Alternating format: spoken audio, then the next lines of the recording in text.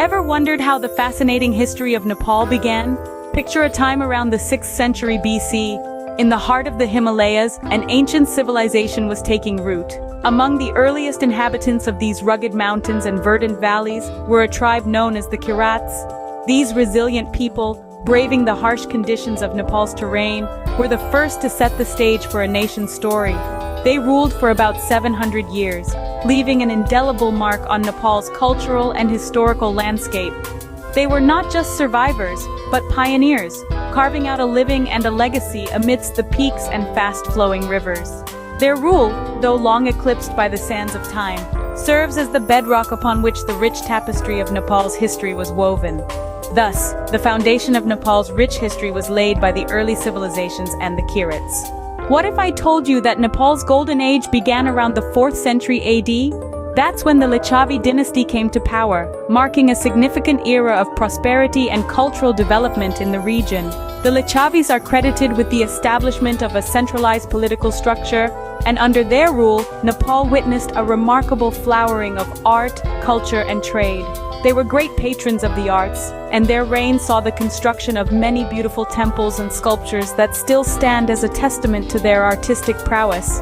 This period of cultural efflorescence was not just confined to the visual arts, it also extended to literature, with the creation of numerous Sanskrit inscriptions and manuscripts.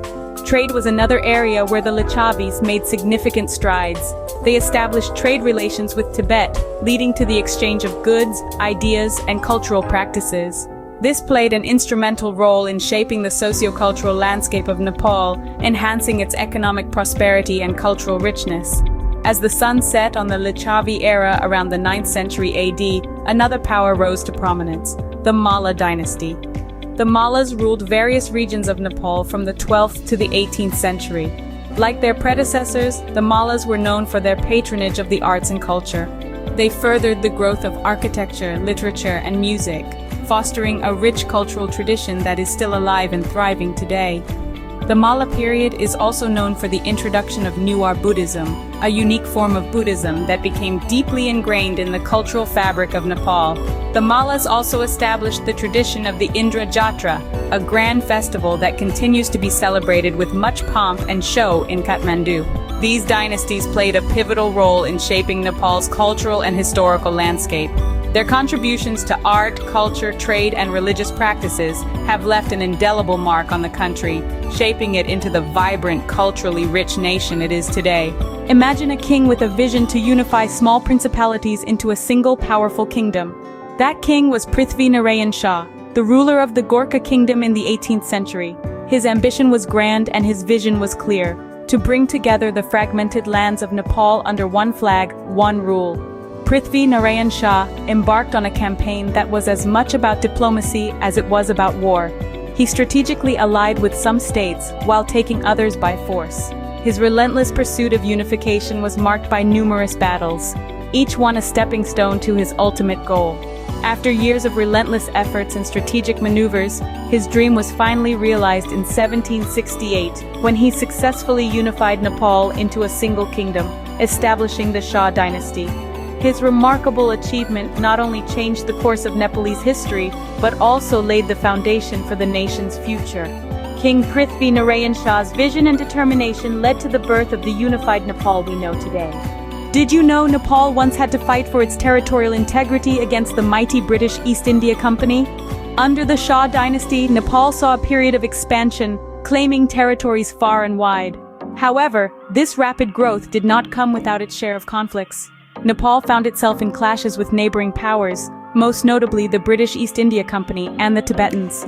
The tensions that simmered between these powers would ultimately lead to one of the most significant conflicts in Nepalese history. In the early 19th century, the Kingdom of Nepal and the British East India Company locked horns in a conflict known as the Anglo-Nepalese War, or the Gurkha War. This war was a turning point for Nepal, marking a change in its relations with its neighbors and the rest of the world.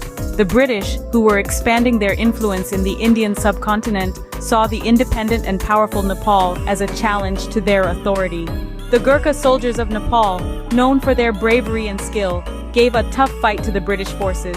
However, the superior resources and strategic advantages of the British eventually led to a stalemate.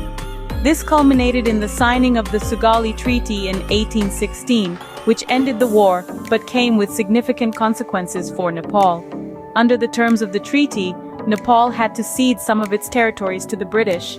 This loss of land was a blow to Nepal, which had prided itself on its territorial gains under the Shah dynasty. However, it also marked the beginning of a new chapter in Nepal's relations with the British, who recognized Nepal's sovereignty and established diplomatic relations with the kingdom. The Sugali Treaty, despite its harsh terms, played a crucial role in shaping Nepal's future.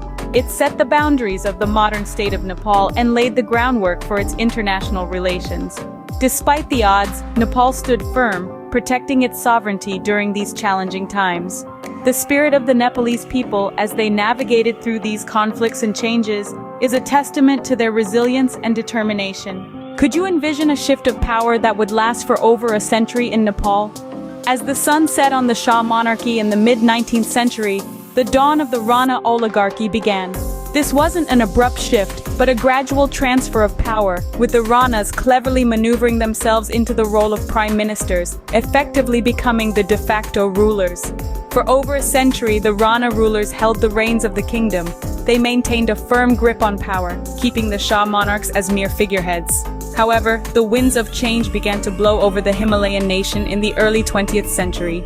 A popular uprising in 1951, fueled by the growing discontent among the people, marked the end of the Rana rule. The uprising was a turning point in Nepal's history, as it ushered in a new era of constitutional monarchy. The king was no longer an absolute monarch, but a ceremonial head of state. The power was to be in the hands of the people and their elected representatives. This was a significant step towards democracy, but the journey was far from over. In 1990, a pro-democracy movement emerged, challenging the existing political order. The people of Nepal, having tasted the essence of democracy, wanted more. They wanted a government that was truly representative, that respected their rights, and that was accountable to them. This movement led to the adoption of a new constitution, which further consolidated the democratic principles in the country. The road to democracy was not an easy one. It was fraught with challenges, obstacles, and setbacks. Yet the resilient Nepalese people never lost hope. They knew that the path to democracy was a long and arduous one, but they were willing to walk it no matter what. Their unwavering commitment to democratic values laid the foundation for a constitutional monarchy. The resilient Nepalese people's desire for democracy prevailed, leading to the establishment of a constitutional monarchy. The story of Nepal is a testament to the power of the human spirit and its relentless pursuit of freedom and justice. What happens when a nation is shaken by a decade-long violent insurgency? In 1996, the Communist Party of Nepal, also known as the Maoists, launched a fierce uprising against the monarchy and the government. This insurgency was not just a ripple, but a torrent that lasted 10 long years. The conflict resulted in a significant loss of life and substantial damage to infrastructure, shaking the very core of the nation. In the midst of the turmoil, the monarchy's centuries-long grip began to loosen, eventually leading to its dissolution. Following years of political unrest and a peace agreement with the Maoists, in 2008, Nepal abolished its monarchy. The nation declared itself a federal democratic republic, stepping away from the shadows of its past. A new constitution was drafted by the Constituent Assembly and promulgated in 2015.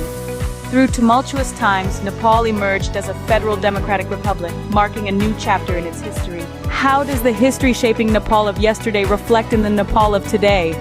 Nepal's journey through time, from the ancient Kirats to the democratically elected governments of today, has been a saga of resilience and transformation.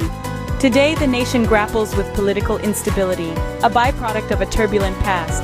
The economy, though growing, faces challenges, a testament to the struggles of a developing nation. Yet, amid these challenges, Nepal's rich tapestry of culture and history remains vibrant. The ancient palaces of the Malla dynasty stand alongside the bustling markets of Kathmandu, a testament to the nation's historical significance. The diversity of its people, from the Sherpas in the Himalayas to the Tharu in the Terai, illuminates the cultural richness of this South Asian nation. Despite its challenges, Nepal continues to stand tall, a testament to its rich history and resilient people. It is a country that has been shaped by its past, but is boldly facing its future.